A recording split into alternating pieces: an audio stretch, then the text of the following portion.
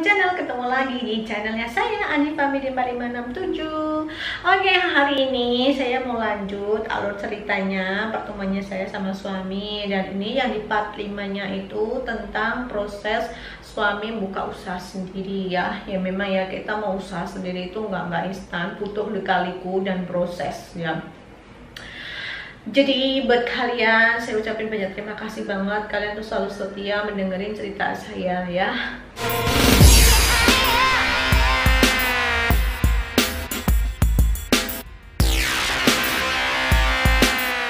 Ini saya nggak bohong, ini cerita sih sangat serius banget, saya nggak bohong ya. Ini cerita ini sangat bener banget, ceritanya saya tuh bener banget, makanya saya diceritakan di YouTube ini biar ada nantinya biar tersimpan di sini aja. Jadi perjalanan saya sama suami itu begini-begini gitu.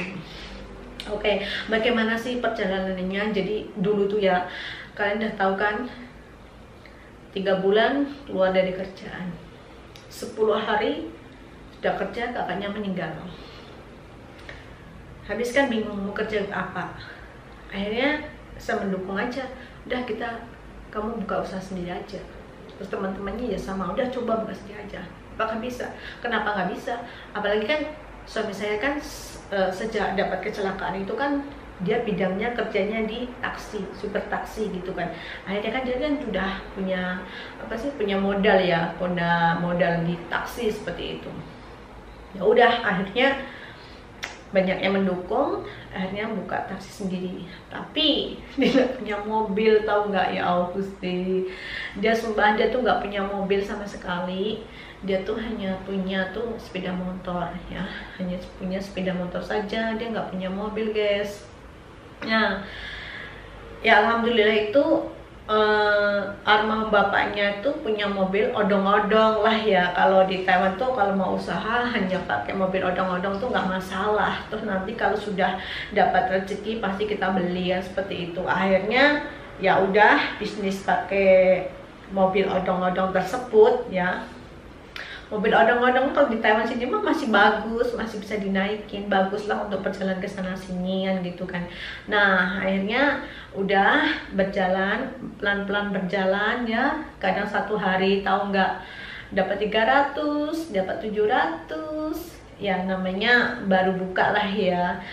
Di sini itu guys, kalau mau prosesnya mau membuka online sendiri pakai taksi itu, jadi kartu nama itu kita sebarin di satu rumah, bukan disebarin, kasihkan ke orang, kasih ke toko, terus toko Indo, toko Vietnam, di pasar, cuman yang dikasihkan ke orang-orang satu persatu tuh kompletan itu dikasih semuanya gitu, seperti itu. Nah akhirnya berjalan dengan lancar, alhamdulillah kan. Semakin lama 1 tahun itu kan mobil juga rusak kan ya, namanya mobil odong-odongan ya. Akhirnya kan di saat itu kan dia sudah nabung sedikit-sedikit. Terus dia juga ngomong sama saya, apakah kamu masih tetap mendampingi saya? Tetap, kamu jangan khawatir, saya suka kamu tuh bukan masalah uangnya. Saya tahu kamu nggak banyak uang, nggak apa-apa, udah jalanin aja sendiri gitu kan. Ya akhirnya ya udah jalanin aja terus ya sampai air mengalir kan ya. Nah habis itu dia memang nabung sih, uangnya ditabung, akhirnya ditabung buat beli mobil ya. 1 tahun baru bisa beli mobil. Dan beli mobil itu habis beli mobil itu mobil itu kan harus disemprot kuning kan karena taksi kan ya. Nah akhirnya dia nabung lagi, disemprotin taksi lagi. Jadi mobil odong-odong itu pas dijual tuh harganya cuma 20.000 NT. 20.000 NT itu di Indonesia sekitar cuma berapa? 10 juta, laku 10 juta. 10 juta itu ada yang beli sih. Nah habis itu dia beli lagi seharga 35 juta. 50 juta tuh di sini udah bagus, masih bagus banget, second tapi sudah bagus banget gitu loh. Nah akhirnya sudah beli baru, bukan baru, yang second. Terus akhirnya berjalan-jalan lagi ya, nabung lagi kan. Soalnya kalau buka usaha sendiri itu kalau mobil satu kan tidak cukup tuh. Nantinya kalau mobil satu yang rusak kan harus pakai mobil satunya lagi. Nah akhirnya nabung lagi. Jadi intinya di saat saya sama suami, saya tuh nggak pernah dikasih duit, tuh nggak pernah, dan saya pun sendiri juga nggak pernah minta. Intinya tak suruh nabung untuk beli mobil gitu. Ya akhirnya dia nurut, beli mobil, akhirnya ya beli mobil lagi yang keduanya, beli lagi duanya, sama harganya sekitar 35 juta, dan lagi beli lagi kan. Soalnya kalau saya waktu libur sama suami itu nggak mana-mana, ya udah hanya di rumah aja gitu loh, di HO aja atau di rumah aja gitu, nggak kemana-mana gitu loh. Nah jadi kita memang nggak ada acara kemana-mana karena kita punya usaha sendiri, ya liburnya nggak bisa kemana-mana gitu loh. Jadi kalau nanti orang naik taksi kan rugi ya kalau kita nggak bawanya lah, seperti itu. Nah habis itu nabung lagi, jadi intinya tuh nabung, habis nabung itu mobil tuh kan harus dicat warna kuning. Kalau kita beli warna kuning asli itu kan sangat mahal banget ya. Jadi akhirnya mobil yang pertama beli itu disemprot kuning. Semprot kuning juga nggak mahal, juga mahal loh, harganya hampir 35 juta loh. Semprot kuning itu sudah ada bonus nomor mobil. Jadi kalau pengen nomornya warna yang cantik itu harus nambah lagi 2000 NT, seperti itu. 2000 NT itu kalau di Indonesia sekitar berapa? 2 juta, hampir 2 juta, 2 juta ya. 1 juta deh, 1 juta ya, 1 juta. Tergantung nih, kalau pengen nomornya sekian mahal. Intinya kalau kita meminta nomor itu beli. Tapi kalau kita ingin dapat gratisan ya dari toko itu terserah gitu. Terus pikir suami saya ngomong nomornya ini nggak mau, udah nggak apa-apa lah, aku bilang gitu kan. Ada udah, dia tuh ya nurut sih, kalau saya ngomong apa yang nurut tuh. Terus lagian juga saya juga nggak minta uang sama dia. Saya tuh kalau minta uang sama dia kadang hati saya tuh nangis karena apa ya, saya orangnya nggak pernah sih meminta, itu nggak pernah. Saya tuh lebih pilih memberi, sumpah. Jadi saya tuh kadang kalau dikasih sama suami dulu, hati saya tuh nangis gitu, nggak tahu. Jadi saya ngomong udah nggak usah ngasih saya, uangnya ditabung aja gitu, tabung untuk kebutuhan ini taksi sendiri gitu kan.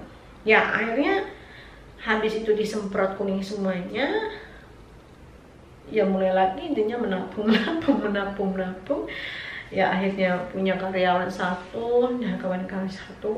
Ya sampai sekarang alhamdulillah sudah punya mobil 3 ya.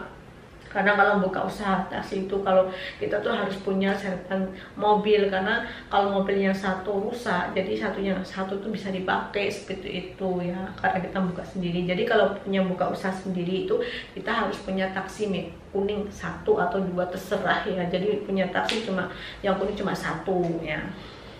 1 ya. Akhirnya ya alhamdulillah ya saya pun selalu mendukung banget sama dia sampai sekarang pun, dan alhamdulillah semuanya udah berjalan lancar ya, sedikit demi sedikit. Intinya bersyukur kita usaha itu ya.